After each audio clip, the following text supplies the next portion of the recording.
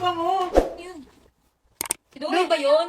Pamulin ko ako yun. Wala si Duday nga! Ay, si Duday pala. Bakit? Ano, bakit yung kailangan?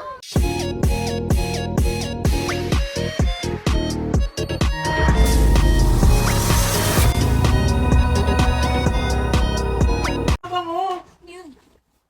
Si Duday ba yun? Pamulin ko ako yun. Wala si Duday nga! Ay, si Duday pala. Bakit? Ano, bakit yung kailangan? Ang bango mo kasi.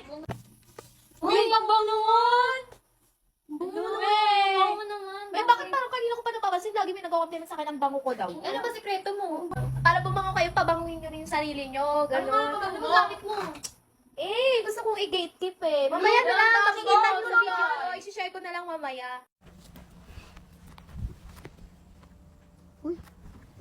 Ano pa dyan? Uy, Neneng G, ano ba? Uy, ang bango mo. Ikaw ba yung mabango? Ano, ang bango? Mabango naman talaga ako eh. Ikaw nagpapabango. Ano yan? Gamitin ko yung perfume mo. Ano ba yan?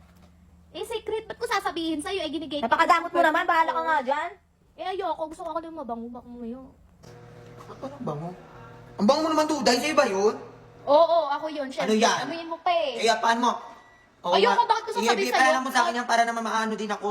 Ginigate ko din yung ako. pabango ko. Saka ko na sasabihin sa'yo. Grabe, Syempre, secret yun. Pakadamot mo. Hindi madamot. Ayun na nga guys, syempre ang daming nagtatanong kung ano nga ba yung perfume ko, bakit ko daw tinatago, sobrang damot ko daw. At syempre naman, sino ba namang hindi magtatago ng perfume sa sobrang bango nito? Sipagan mo lang, huwag kang hihinga.